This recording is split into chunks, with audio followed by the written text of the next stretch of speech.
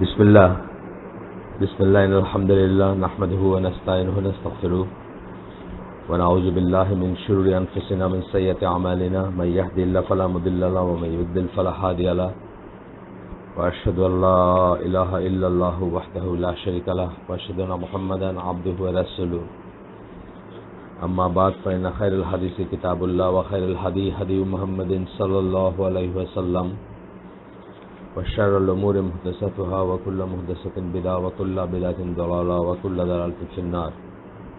अस्सलामु आलैकुम व रहमतुल्लाहि व बाराकातुहू। আমরা গতদিন যেখানে শেষ করছিলাম সেখান থেকে শুরু করব। এটা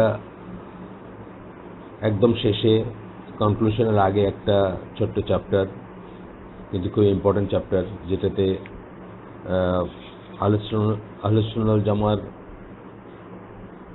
আকিদার বেসিক প্রিন্সিপালগুলো 11টা চ্যাপ্টারে আমি আপনাদের বলছিলাম। 11টা চ্যাপ্টার শেষ করছেন। 11টা সাব হেডিং ছিল। ব্রডার হেডিং ছিল বেসিক প্রিন্সিপালস অফ দ্য আকিদা অফ আহলে সুন্নাহ ওয়াল জামা বা আকিদা অফ দ্য রাইটার্স সালাফ, এই ধরনের। আর তার আন্ডারে 11টা সাব হেডিং ছিল, আমরা এগুলো শেষ করছি। তারপরে তারপরে একটা মানে এক্সট্রা চ্যাপ্টার ছিল ওই 11টা চ্যাপ্টারের পরে। সেটা ছিল যে আমাদের ইমামদের কি ছিল, আমাদের এই উম্মার যারা ইমাম, তাদের আহলে সুন্নাহ ওয়াল জামার যারা ইমাম, যাদেরকে ইমাম মনে করা হয়, অনেকের নাম আপনারা জানেন, যেমন ইমাম হানিফা, ইমাম আহমদ বিন হাম্বল, তারপরে ইমাম আপনার নওয়াবী, এই ধরনের অনেকের নাম।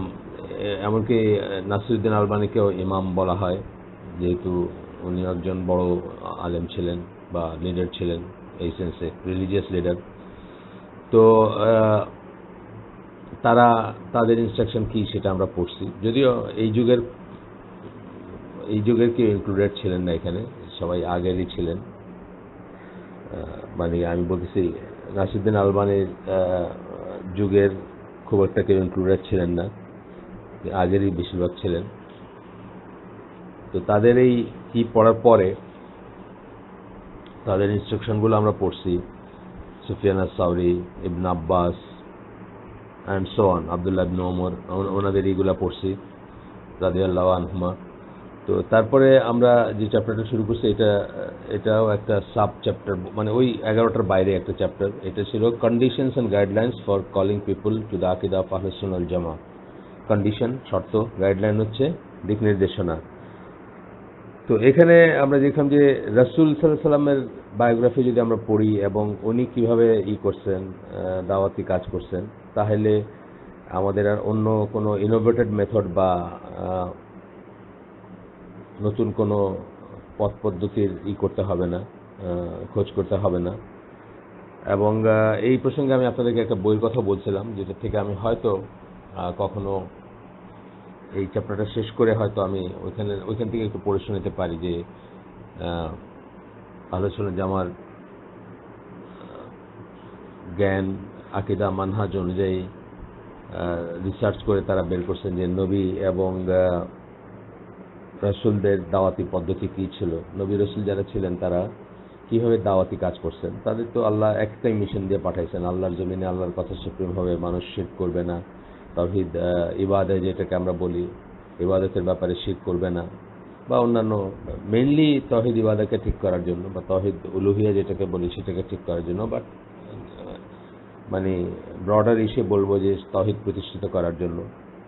তো তাওহীদের অন্য দুইটা ব্রাঞ্চ মোটামুটিভাবে মানলেও এই তাওহীদ উলুহিয়াতে মানুষ বারবার ভুল করছে। সেটা হচ্ছে মেইন ফোকাস নবী রাসূলদের দাওয়াতের বা দাওয়াতি কাজের। আচ্ছা, যাই হোক, তো সেই বইটা ইংরেজি নাম বলছিলাম আমি, methodology of the prophets and calling to Allah. ওইটাতে আপনার কিছু কন্ডিশন আছে, যে আজকে যেরকম যে জিনিসগুলো পড়বো এই ধরনের জিনিসগুলো আরেকভাবে সাজানো আছে। তা আমরা যদি সময় সুযোগ হয় ওইখান থেকে এই চ্যাপ্টারটা শেষ করে হয়তো ওইখান থেকে একটু দেখলাম। তো আজকে আমরা পড়বো যে গাইডলাইন্স, এই রাসূল সাল্লাল্লাহু আলাইহি ওয়াসাল্লামের লাইফ নিয়ে পড়াশোনা করলে বা তার উপর ভিত্তি করে guidelines and starting points for দাইয়াস, মানে দাওয়াতি কাজ যারা করবেন, দায়ী যারা, তাদের জন্য গাইডলাইন বললেন একটা, দিক নির্দেশনা পয়েন্ট ওয়াইজ দিবেন এখন, এবং স্টার্টিং পয়েন্টস মানে কোথা থেকে শুরু করবেন সেটা। আচ্ছা, একটা একটা করে আমরা পড়বো ইনশাল্লাহ। প্রথমটা বলতেছেন, it should be noted that dawa or calling people to Allah is one of the means of attaining salvation in this world and in the hereafter. সালভেশনটা কার? আপনার, যিনি দাওয়াত দিবেন, যিনি দাওয়াতি কাজ করবেন। এবং দাওয়াতি কাজ তো লিমিটেড স্কেলে যার যতদূর জ্ঞান সে অনুযায়ী সবাই করতে পারে। আর এটা করবেন কেন? নিজের জন্য করবেন, অন্যের জন্য তো অন্যের লাভ হবে ইনশাল্লাহ, বা অন্যকে দিনের পথে নিয়ে আসবেন বা আল্লাহর পথে নিয়ে আসবেন বা আল্লাহর দিকে ডাকবেন, কিন্তু প্রাথমিকভাবে লাভটা কিন্তু আপনার, যে কলার তার। এখানে এই কথাটাই বলতেছেন যে সালভেশন, নাজাত যেটাকে আমরা বলি, অর্থাৎ শাস্তি থেকে মুক্তি বা আযাব থেকে মুক্তি এবং জাহান্নাম থেকে মুক্তি এবং জান্নাত অর্জন করা বা আল্লাহর ক্ষমা অর্জন করা, ক্ষমা লাভ করা, এটার একটা ওয়ান অফ দ্য মিনস। মানে এই কাজটা যদি আপনি করেন তাহলে, বা ইজিয়েস্ট মানে ইজিয়েস্ট একটা রাস্তা আমি বলবো। তার কারণ হচ্ছে যে এই কাজটা যদি আপনি করতে পারেন তাহলে আপনাকে আল্লাহ মাফ করে দিবেন, বা আপনি যে আজর বা যে রিওয়ার্ডটা করবেন সেটা মেনিফোল্ড এবং অন্য অনেক কিছুর চেয়ে অনেক বেশি।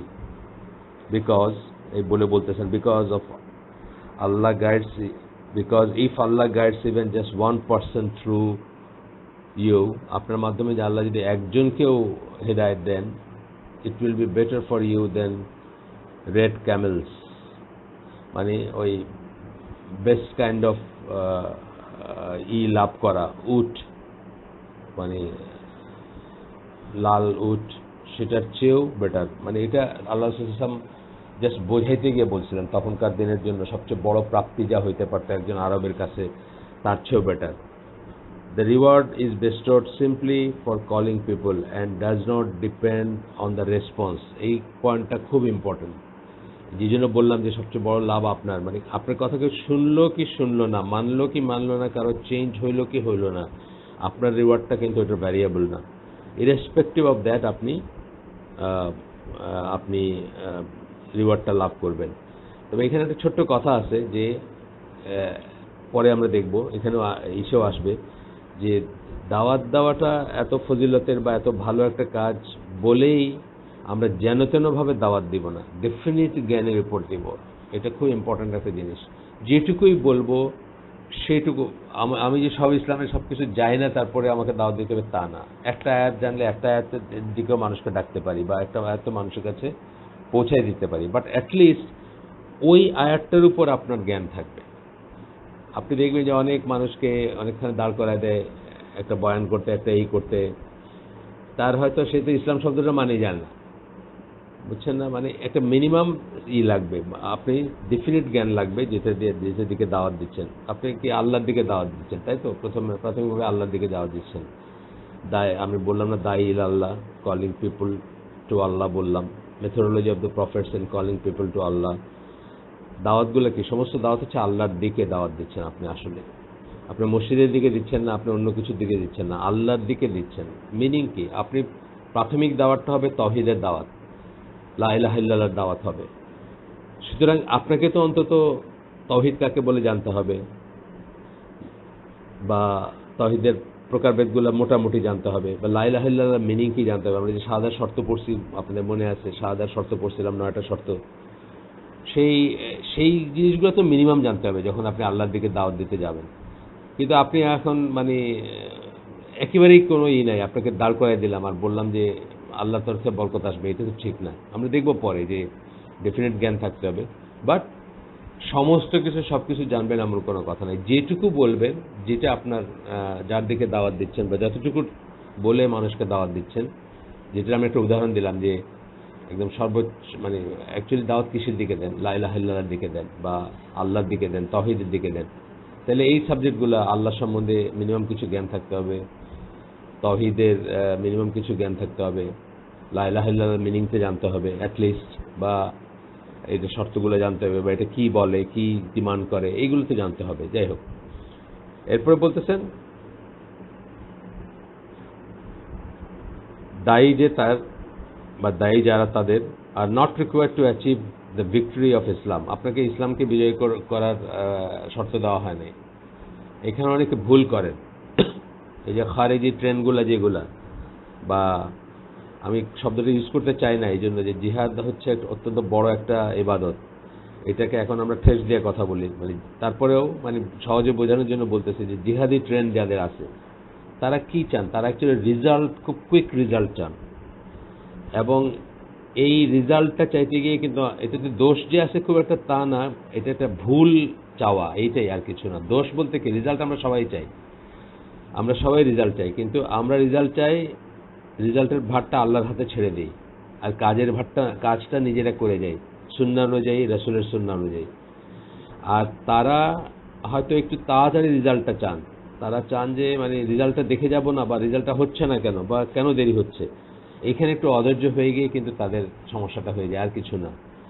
তো রেজাল্ট আমরা সবাই চাই, কিন্তু কেউ কেউ সুন্নাহ পদ্ধতিতে চাই, আর কেউ কেউ সুন্নাহ থেকে সরে গিয়ে তাড়াতাড়ি তাড়াহুড়া করি একটু, যে দুনিয়ার দিকে তাকাই যে আমেরিকানরা কত সহজে ইরাক দেশটাকে ধ্বংস করে দিল বা দখল করে ফেললো, আমরা কেন পারতেছি না, বা আমাদের কেন হেডওয়ে হচ্ছে না, এই ধরনের চিন্তা করে আর কি।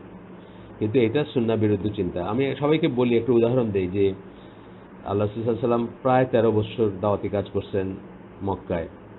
আপনারা একটা হাদিস পাবেন না, একটা, যেখানে উনি বলছেন যে মক্কার ক্ষমতাটা ওনার দখল করা দরকার, বা মক্কায় উনি শাসক হওয়া দরকার, বা মানে কি বলবো, মানে ওদের গোত্রপতি বা ওদের যারা লিডার তাদেরকে ডিপোজ করে সেখানে এই করা দরকার, একটা হাদিস পাবেন না। এটা এই জন্য যে আপনাকে আল্লাহ প্রাথমিকভাবে তাওহীদের উপর নিজেকে এবং নিজের আহালকে বা সবাইকে প্রতিষ্ঠিত করতে বলছেন।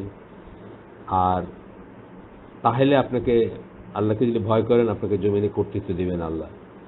কিন্তু আমরা উল্টাটা মনে করি, অনেকেই উল্টা সুন্নাহটা মনে করি যে আগে জমিনে যদি কর্তৃত্ব স্থাপন করতে পারি, অর্থাৎ একটা জমিন যদি শাসন ব্যবস্থা প্রবর্তন করতে পারি, তাহলেই বোধহয় ইসলাম প্রতিষ্ঠিত হবে। সেটা হয় না। আপনি পাকিস্তানের দিকে তাকায় দেখেন, ইসলামিক রিপাবলিক অফ পাকিস্তান, কি করুণ অবস্থা পাকিস্তানের। এবং এটা শুরু করছিল কি করে, এটা শুরু হয়েছিল কিন্তু মানে পাকিস্তানের প্রতিষ্ঠা হয়েছিল কিন্তু মুসলিমদের একটা আবাসভূমি হবে, এবং পাকিস্তানের প্রতিষ্ঠিত হয় তখন সবাই মনে করছিল যে সবচেয়ে শক্তিশালী দুনিয়ার মুসলিম দেশের একটা হবে এবং এখান থেকে ইসলাম প্রপাগেট করবে।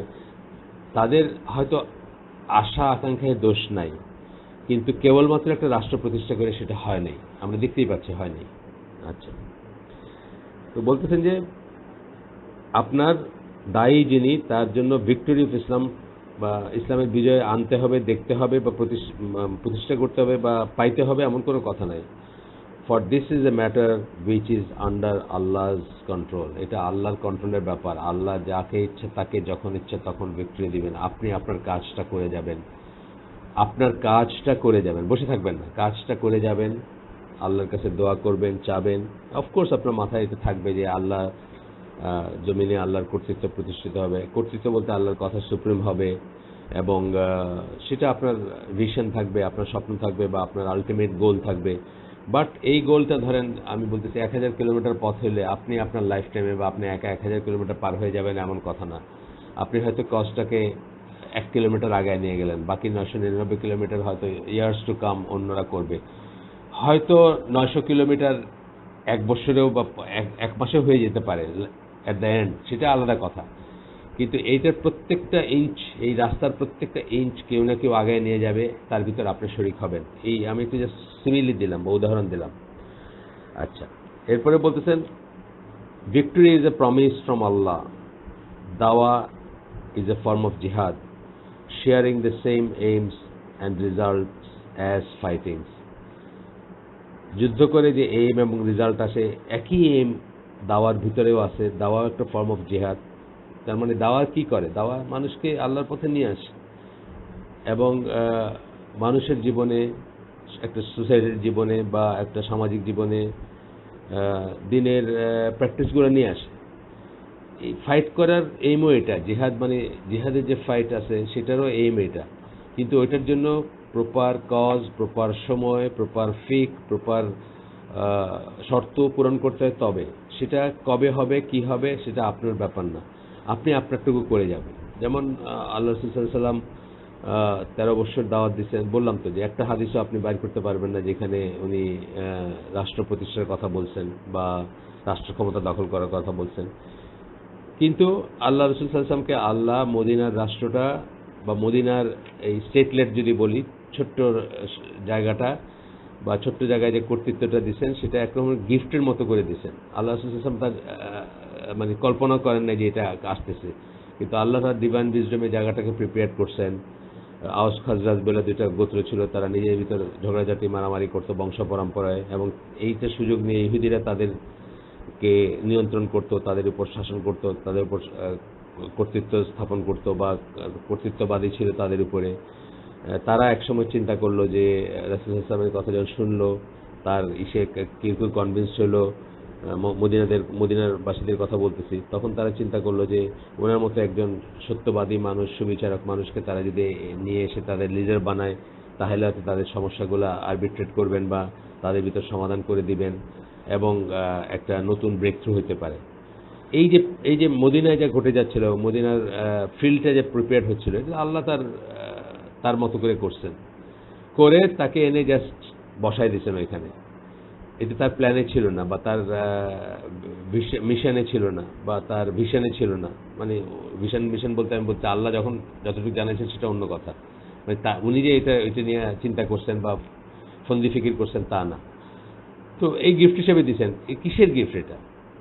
ওই আগের 13 বছরের মেহনতের গিফট। যেভাবে উনি আল্লাহ রাসূল সাল্লাল্লাহু আলাইহি ওয়াসাল্লাম যেভাবে দিনের দাওয়াত দিচ্ছেন, যেভাবে ইকে প্রিপেয়ার করছেন, তার মানুষজনকে প্রিপেয়ার করছেন, সেটার গিফট। একই জিনিস আমাদের, মানে আমরা আমাদের কাজটুকু করে যাব এবং ভিক্টরি আল্লাহর তরফ থেকে আসবে। তবে আমরা নিশ্চয়ই এটার জন্য এখন যখন আমরা জানি যে আল্লাহর জমিনে আল্লাহর কথা সুপ্রিম হবে, আমরা মানে আমাদের যে খেলাফত ছিল, আমাদের সারা পৃথিবী শাসন করছি আমরা বা করছিলাম এককালে, বা আমাদের যে খলিফা ছিল, সেই রকম লিডারশিপ আমাদের আবার আসবে, এটা আমাদের সবার প্রত্যাশা, সবার আকাঙ্ক্ষা, সবার দোয়া, সবার চেষ্টা থাকবে। কিন্তু এখানে কোনো শর্টকাট নেওয়া যাবে না। মানে ধুমধাম আমার কোনো প্রিপারেশন নাই, আমার কোনো নাই, আমি গিয়া মানে কোনো একটা দেশ দখল করে বললাম যে একটা অংশ ডেজার্ট দখল করে বললাম যে আজ থেকে এই দেশটা আমার বা এই দেশটা খেলাফত, তারপরে কি হলো আমি এখন খেলাফত ছাড়া পালায় গর্তের ভিতরে মারা গেলাম। এটা ঠিক না, এটা ওই ব্যাপার না, বা এটা সঠিক পন্থায় হয় নাই। এখানে শর্টকাট আছে।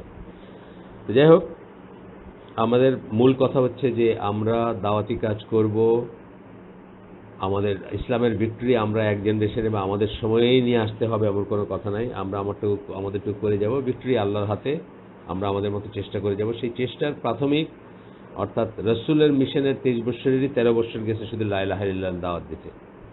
তো আমরাও সেটা মনে রেখে আমরা সেইখানে দেখব যে আমরা কি ওই পর্যায়ে যেতে পারছি কিনা বা কাছাকাছি যেতে পারছি কিনা, সেটা আমাদের কাছে মেইন অবজেক্টিভ হবে। আচ্ছা, 2 নম্বর পয়েন্ট হচ্ছে the method of the early generations of the উম্মাহ as represented by the way of আহলুস সুন্নাহ ওয়াল জামাআহ must be emphasised.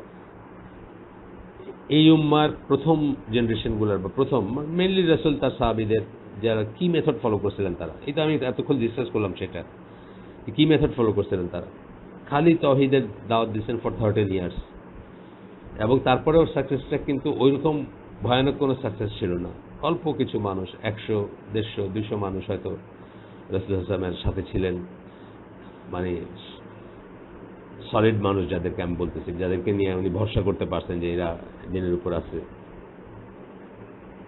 And then মদিনায় আসার পরে আপনারা জানেন বদর সাহাবীদের কথা আমরা বলতেছি, 313, 317 এরকম নানা আসে, মানে ফিগার আসে, খিলাফ আছে, এটা নিয়ে এক্সাক্ট নাম্বারটা কত, যাই হোক। এই যে বদর সাহাবী যারা, এরাই কিন্তু কোর, মুসলিম সোসাইটির কোর, এরাই দুনিয়াতে চেঞ্জ করে ফেলছে। কিন্তু কি দরকার হয়েছে যে বদর সাহাবী যারা, আরাবিয়ান পেনিনসুলাতে তখন যে জনসংখ্যা ছিল সেটা একটু বদর সাহাবী, অন্তত এইটুকু স্ট্রেংথ আপনার থাকতে হবে। তো সেরকম বদর সাহাবীদের কোয়ালিটি তো আমাদের অ্যাচিভ করা অলমোস্ট ইম্পসিবল, এবং তা না হইলেও আমাদের স্ট্রেন্থটা ওইরকম হইতে হবে, তখন আমরা হয়তো অন্য কিছু চিন্তা করতে পারতাম। যে এখন ধরেন আমি মাঝে মাঝে বলি যে আপনাকে যদি প্রাইম মিনিস্টার বানায় দেওয়া হয় বাংলাদেশের, ধরেন কোনোভাবে আপনাকে জাস্ট প্রাইম মিনিস্টার বানায় দেওয়া হলো, আপনি কি ইসলামী হুকুমত প্রতিষ্ঠা করতে পারবেন বা ইসলামী খেলাফা প্রতিষ্ঠা করতে পারবেন না? আপনি পিটায় মেরে ফেলবে মানুষ। আপনার তো খেলাফার দরকার নেই, আপনি শুধু একদিনের জন্য যদি আপনাকে সুযোগ দেওয়া হয়, আপনি রাস্তায় বাইরে হয়ে বলেন যে বাংলাদেশে যত টেলিভিশন চ্যানেল আছে, শরিয়া বিরুদ্ধ বলেই বাংলাদেশে যত টেলিভিশন চ্যানেল আছে, যত ডিশ আছে, যত ইন্টারনেট আছে, যত অশ্লীলতার ছড়াছড়ি আছে, সব যেহেতু হারাম আপনি বন্ধ করে দিবেন, আপনাকে রাস্তায় পিটায় মেরে ফেলবে মানুষ। এই জন্যই গ্রাউন্ড প্রিপেয়ার হতে হবে। গ্রাউন্ড প্রিপেয়ার হওয়ার একমাত্র উপায় হচ্ছে দাওয়াতি কাজ করা। এবং এই জায়গাটাতে কিন্তু তবলিগ জামাতের যে চিন্তাভাবনা সেটা কিন্তু ঠিক আছে।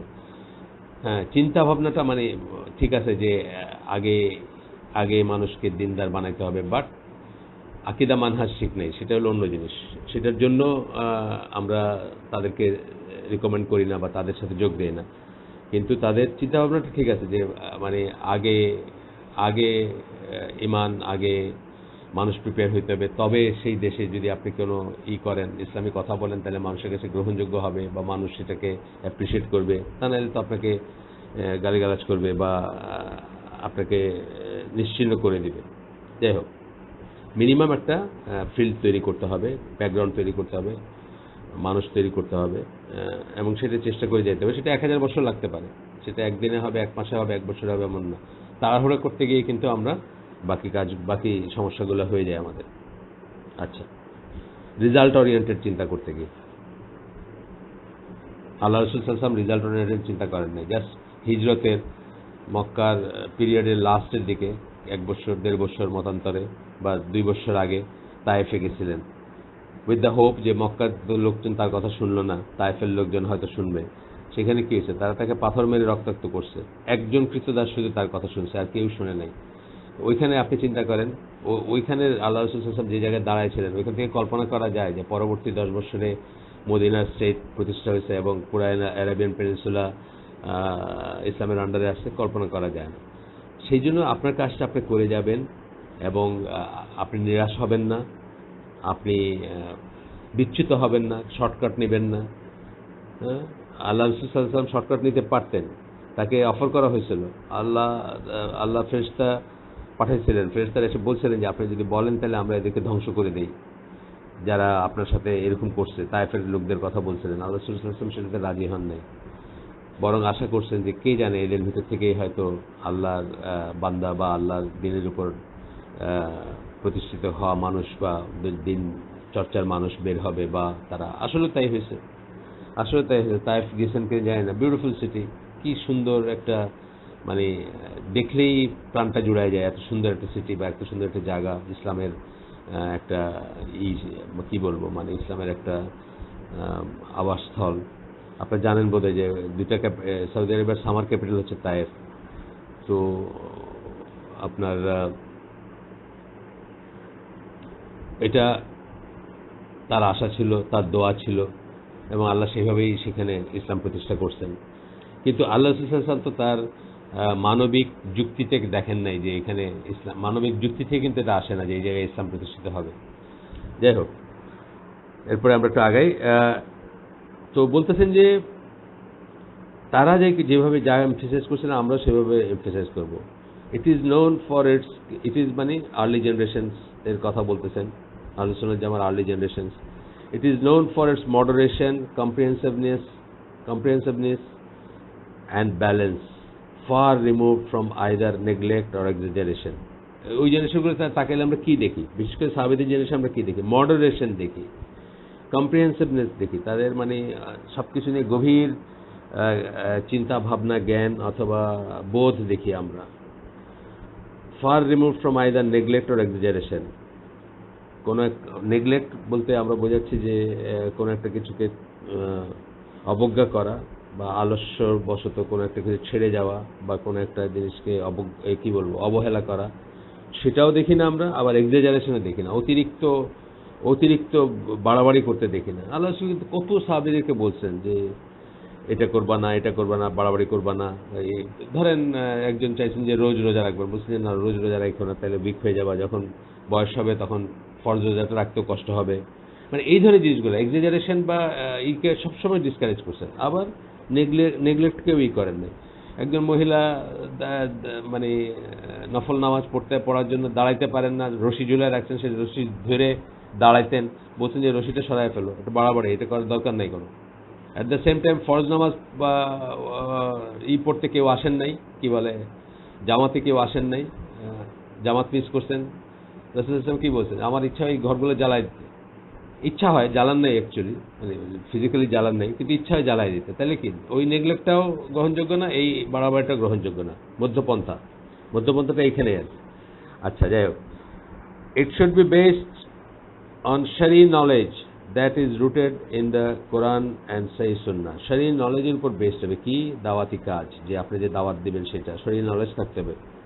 দিস উইল প্রোটেক্ট, তাহলে কি হবে, protected by the grace of Allah, আল্লাহর ইসে ফেলিওরটা কম হবে। আপনার শরী নলেজ থাকলে ফেলিওর আসবে না, ফেলিওর বলতে মিনিংলেস হবে না জিনিসগুলো শরী নলেজ যদি থাকে। আপনি দেখেন এই আইএসের যে প্রচেষ্টাগুলো, এতে কি হয়েছে দেখেন তো, আপনি মানে সামারি করে দেখেন তো, যে আইএসের যে এই যে লক্ষ লক্ষ লোক দুই সাইডে মারা গেছে, আপনার তো গণলে হয়তো লক্ষ লোকের উপরে হবে। দুই সাইড বলতে আমি বলছি তারা যাদেরকে মারছে এবং তাদের যারা মারছে, তারা যাদেরকে মারছে তাদেরটা অলটুগেদার একটা স্টোরি। কিছু মুসলমান ছিল, কিছু বিধর্মী ছিল, বা ওটা হিসাবে অনেক জটিল হিসাব, আমি এটাতে যাচ্ছি না। কিন্তু তাদের যারা মরছে এরা কারা, এই উম্মার ইয়ুথ যারা, তাজা প্রাণ যারা, সবচেয়ে প্রোডাক্টিভ যারা, সবচেয়ে কি বলবো জীবনী শক্তি যাদের বেশি ছিল, সেই সব মানুষগুলো কিন্তু এখানে গিয়ে মারা গেছে একটা ভুল তন্ত্রমন্ত্রের বশবর্তী হয়ে।